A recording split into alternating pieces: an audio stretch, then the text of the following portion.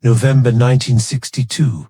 A black man in $1,000 silk suit walks into a room full of Italian mobsters. Every head turns. Every conversation dies. In his hand is a leather briefcase. The locks click open. Inside are stacks of crisp $100 bills, packed tight with rubber bands. $1 million in cash. But this is not a bribe. This is not a payoff. This is a declaration. And the man holding it is Ellsworth Bumpy Johnson, the most feared black gangster in America. The men in that room control New York's underworld. The Genovese family, the Gambino family, the Lucchese family. They came to bury their king, Charles "Lucky" Luciano, the architect of modern organized crime, the man who built the mafia into a global corporation. And now, a Harlem kingpin has walked into their sacred ceremony, carrying a fortune that could buy a city. Why? What could be so important that even the mafia must listen?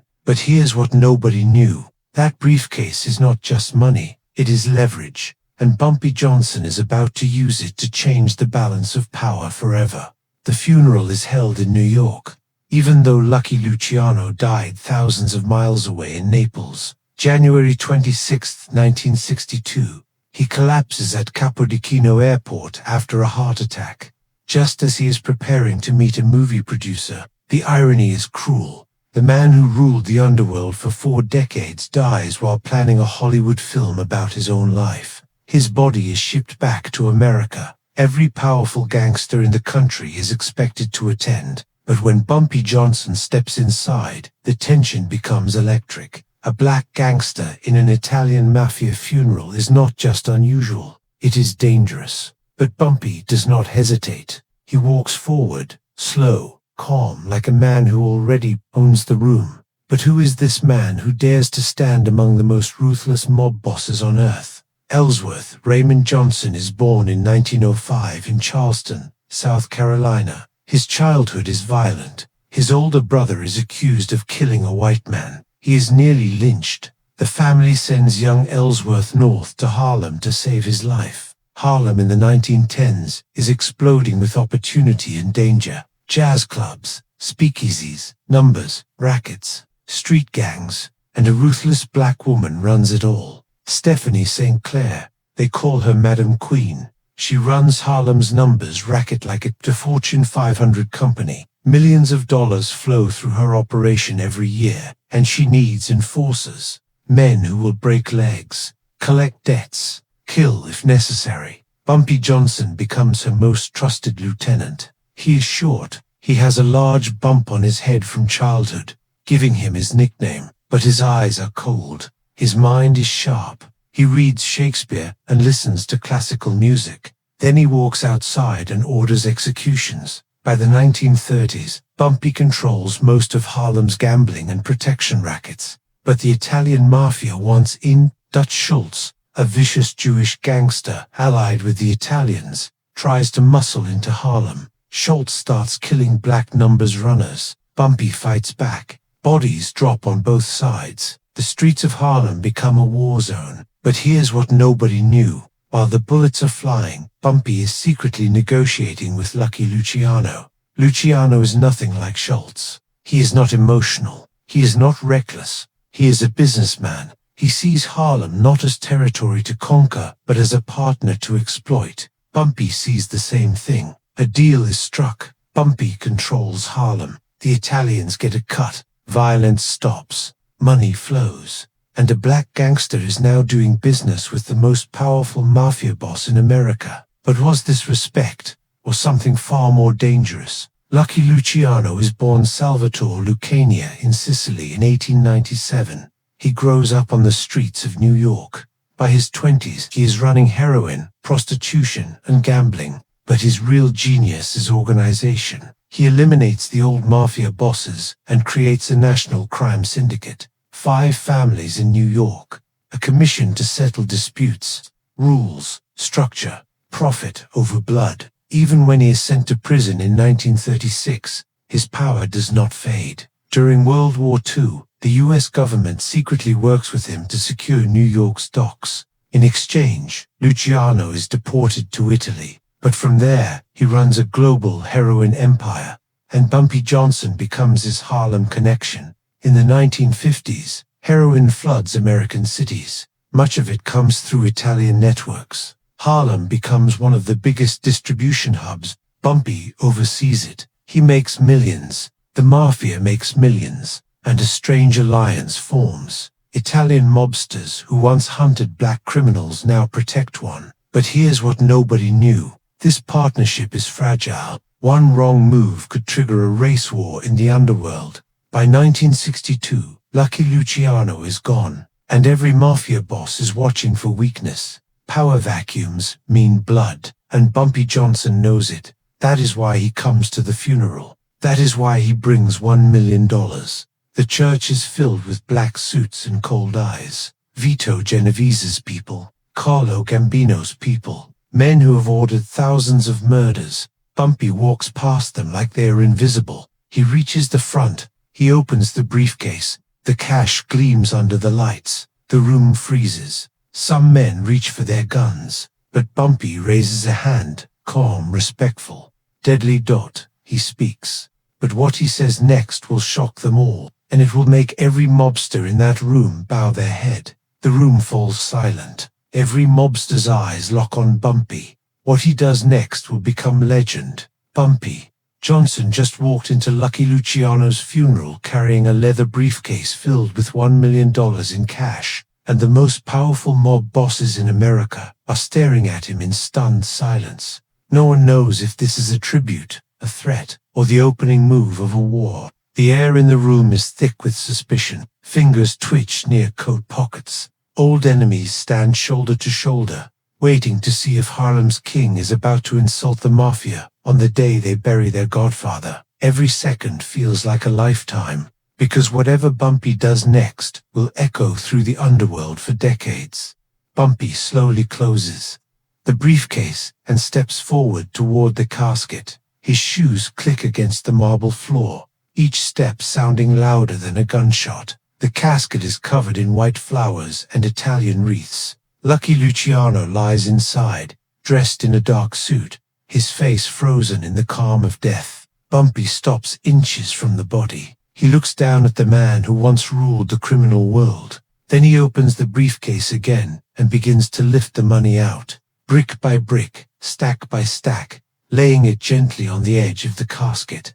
$100 bills spill like green silk across the polished wood. $1 million, counted and arranged with care, becomes an offering, not a bribe, not a payment, a tribute. What the witnesses said later was that no one had ever seen anything like it. A black gangster publicly honoring the most powerful Italian mob boss in history, with a gift that even mafia kings would hesitate to give. Bumpy finally speaks, his voice low but steady, cutting through the whispers like a knife. He says Luciano was a man of honor, a man who kept his word when others broke theirs, a man who respected Harlem when the rest of the world treated it like a ghetto. He says this money is not charity, it is respect. It is a final handshake between two empires. The words are simple, but the meaning is explosive. In the Mafia, respect is everything. And here is Bumpy Johnson, standing in front of Vito Genovese,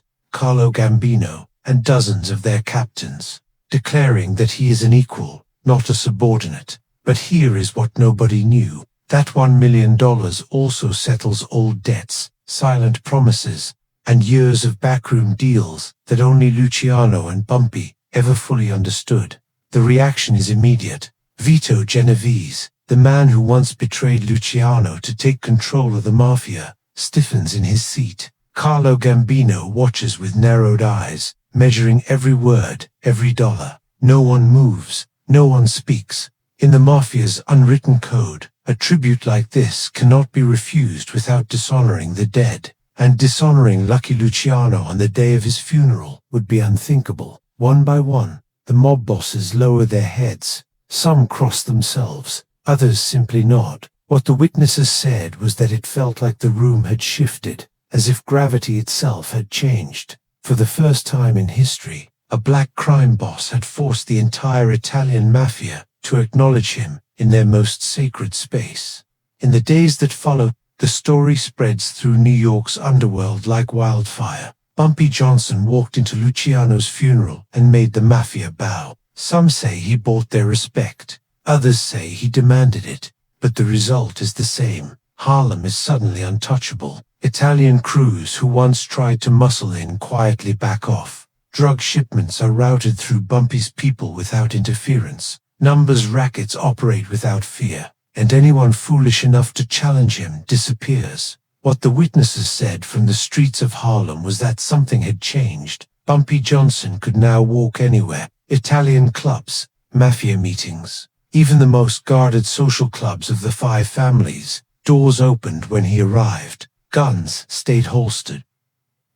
But respect always breeds jealousy. Rival black gangsters see Bumpy's new status and want it for themselves. A few try to challenge him. One attempts to hijack a heroin shipment. Another tries to take over a gambling operation. Each one is found dead within days.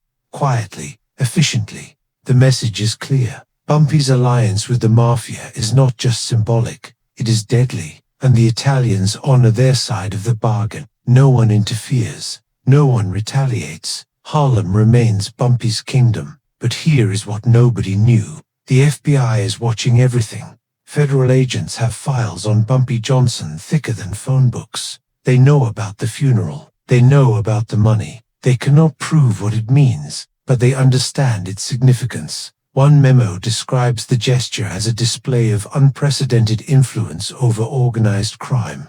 Another warns that Johnson has effectively secured Mafia recognition of Harlem's autonomy. The agents are frustrated because the very act that makes Bumpy legendary also makes him almost untouchable. No one wants to testify against a man protected by both Harlem killers, Italian hitman. Bumpy. The gesture is more than politics. It is philosophy. He believes respect lasts longer than fear. Fear makes enemies. Respect makes partners. He never sees himself as a thug. He sees himself as a businessman and a man of honor. Luciano was the same way. He built his empire on alliances, not just blood. That is why Bumpy knows Luciano would have understood the tribute. Two men from different worlds, meeting in the only place where they are truly equal. Power. By rewriting the rules at that funeral, Bumpy changes the Mafia's unspoken code. For decades, race determined who could sit at the table. Italians ruled. Everyone else obeyed. But Bumpy proves that money, loyalty, and intelligence can break any barrier. What the witnesses said was that the old mobsters looked shaken. Not because they hated him, but because they realized the world was changing. Organized crime was no longer just Italian. It was global, and Bumpy Johnson was at the center of it. 6 years later, in 1968, Bumpy Johnson collapses while eating dinner at a Harlem restaurant. He dies of a heart attack, just like Lucky Luciano. The irony is brutal. Two kings, taken by the same invisible killer, but Bumpy's funeral is just as legendary. Frank Lucas, his protege, shows up in a $100,000 chinchilla coat, drawing the same kind of attention Bumpy once commanded. Harlem mourns him like a hero. The Mafia sends representatives. Respect flows both ways. Today, mob historians still talk about that $1 million. Some say it was the greatest tribute ever paid in organized crime. Others say it was the boldest power move of the 20th century. But everyone agrees on one thing. In a world where color determined your seat at the table, Bumpy Johnson stood at the head. $1 million. One briefcase. One man who proved that respect has no color. Bumpy Johnson, the legend who made mobsters bow down. Subscribe to uncover the story's history buried